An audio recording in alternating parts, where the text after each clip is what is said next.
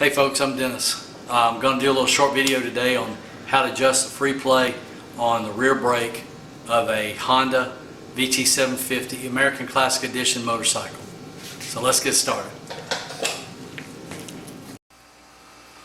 Okay, so on your rear drum brake, you got a brake arm here, and then you've got a brake rod here that attaches to the brake arm. There's a nut on the back of it, and it's got a concave face that fits up against a barrel connector that's in the fork of this brake arm.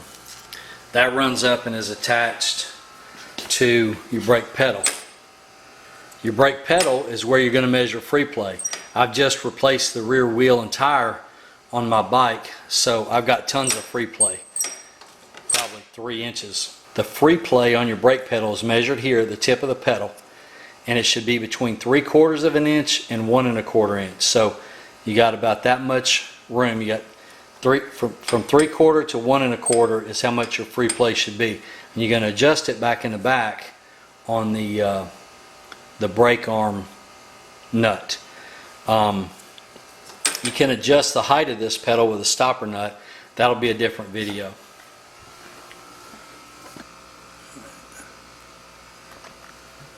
This is a 14mm nut.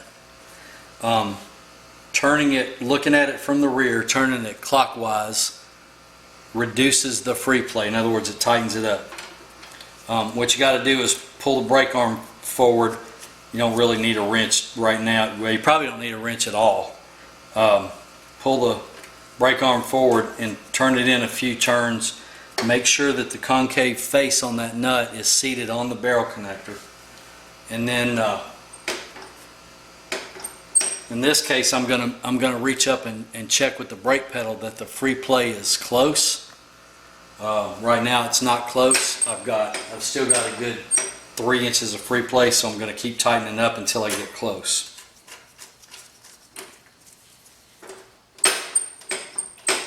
I'm getting about 2 inches there, so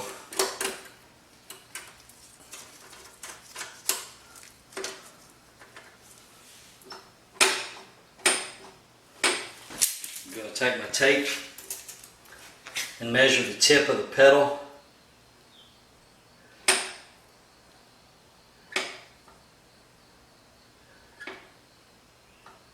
That's about 3/4 of an inch of free play. That's all I want.